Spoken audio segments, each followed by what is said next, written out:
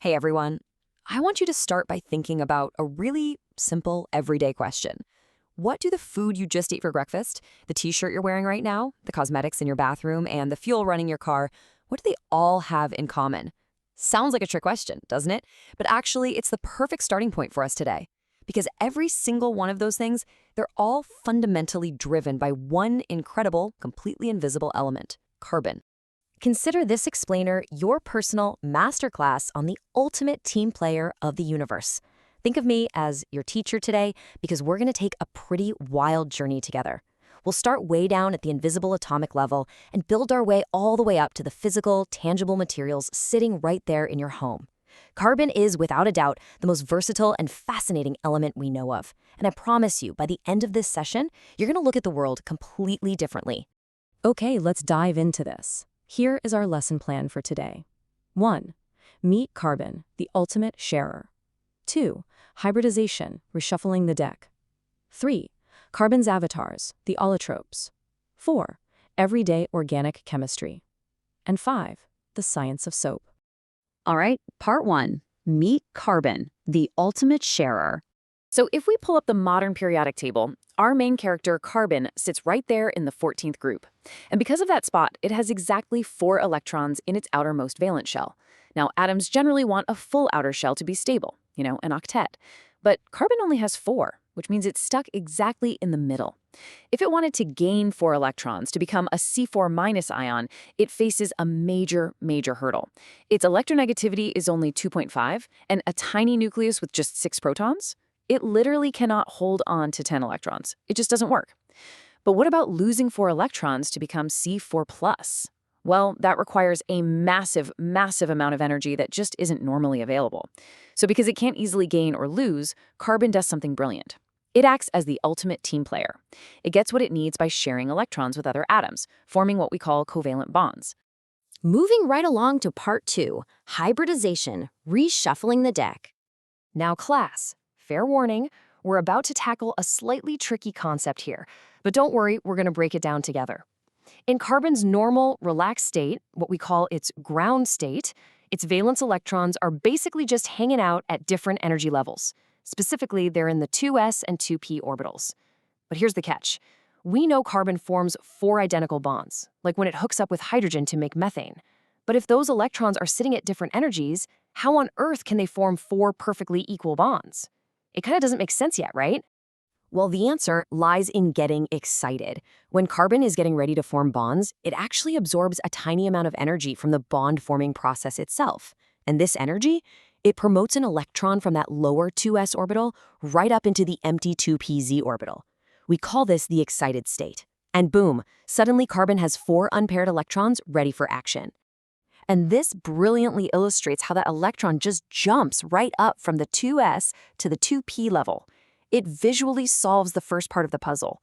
But actually, scratch that, we still have a tiny problem. We have 4 unpaired electrons, sure, but they're still in different kinds of orbitals with slightly different shapes and slightly different energies.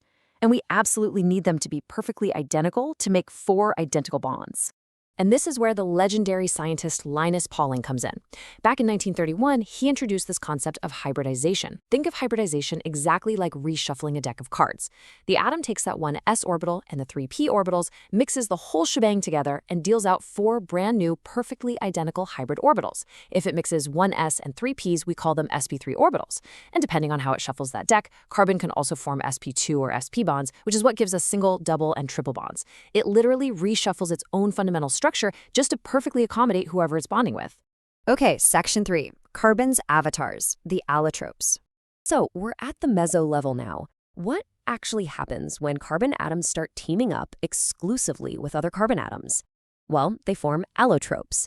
These are just different physical forms of the exact same element, created purely by how the atoms arrange themselves. Let's look at 2 massive extremes. First, we have diamond. In a diamond, every single carbon atom bonds to 4 others in this super rigid 3D tetrahedral structure. It is incredibly strong, which is why diamond is one of the hardest materials known to humanity. But then, on the flip side, we have graphite. Here, carbon forms these flat 2D hexagonal layers. The bonds inside the layers are super strong, but the connections between the layers are actually really weak. And that is exactly why a pencil leaves a mark on your paper. When you write, those weak layer connections just snap, and sheets of graphite slide right off onto the page. You can literally erase them because they don't bind strongly to the paper at all. But hey, carbon doesn't just do rigid blocks or flat sheets. Look at this beauty. This is Buckminster fullerene, also known as C60. It's a literal hollow sphere made of exactly 60 carbon atoms shaped exactly like a microscopic soccer ball. These incredible little structures are formed when vaporized carbon condenses in an atmosphere of inert gas. It's just wild to look at. So the really crucial point here is how this exact same element can do completely wildly different things just by rearranging its geometry. And nowhere is that more obvious than with graphene. Graphene is just a single, incredibly thin layer extracted from graphite. But because of its perfect hexagonal honeycomb formation, it is an astonishing 200 times stronger than steel. Let that sink in.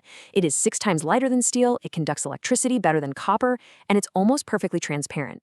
All of that superpower just from carbon atoms holding hands in a flat line. Moving on to Section 4, Everyday Organic Chemistry. All right, let's move out of the laboratory and step right into your kitchen. We're looking at the macro level now, the reactions happening all around us. You've probably heard health advice about fats and oils all the time, right? Well, let's look at the actual chemistry behind it. Hydrocarbons with only single bonds are called saturated, like animal fats. Because of their straight, uniform structures, they pack really closely together, which is why they stay solid at room temperature.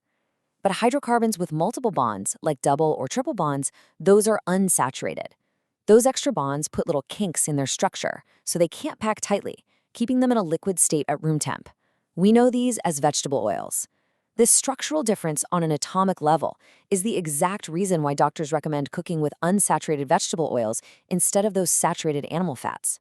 And beyond our food, carbon compounds go through chemical changes that are insanely useful. Take saturated hydrocarbons, like methane. Usually they're pretty unreactive. In fact, they're called paraffins, which literally means little affinity. But if you put them in direct sunlight with chlorine, a chain substitution reaction kicks off. Step by step, the carbon atom swaps out a hydrogen atom for a chlorine atom. It transforms from methane to methyl chloride, then methylene chloride, keeps going to chloroform, and finally ends up as carbon tetrachloride. The whole thing just unspools in the light.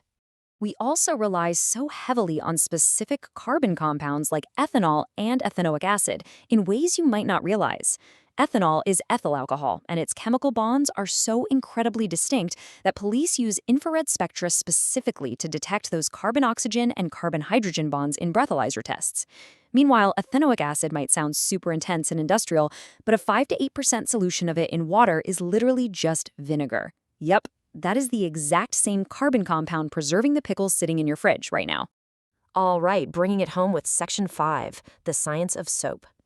Ever wonder how a carbon-based chemical actually gets our clothes clean? Let's solve the everyday mystery of your washing machine. The cleansing action of soap is basically a microscopic rescue mission. When you toss soap into water with dirty clothes, the molecules automatically arrange themselves into these tiny spherical clusters. We call these micelles. Now, these soap molecules have 2 ends. One end loves water, and the other end absolutely hates water but loves oil and dirt. So when they bump into the grime on your clothes, the oil-loving ends grab onto the dirt, while the water-loving ends face outward. This micelle essentially acts like a tiny little cage, trapping the dirt right in its center, pulling it off the fabric so it can just be safely washed away down the drain.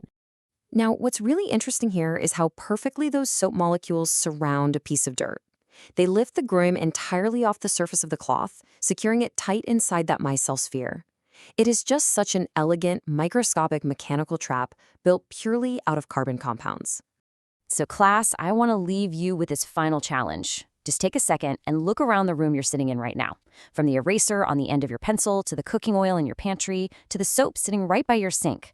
How many other invisible carbon structures are interacting with you at this very moment? Once you really grasp the incredible, shape-shifting, team-playing nature of the carbon atom, you realize that our entire everyday world is just one brilliantly engineered carbon marvel. Keep observing, keep asking questions, and I will see you in the next explainer.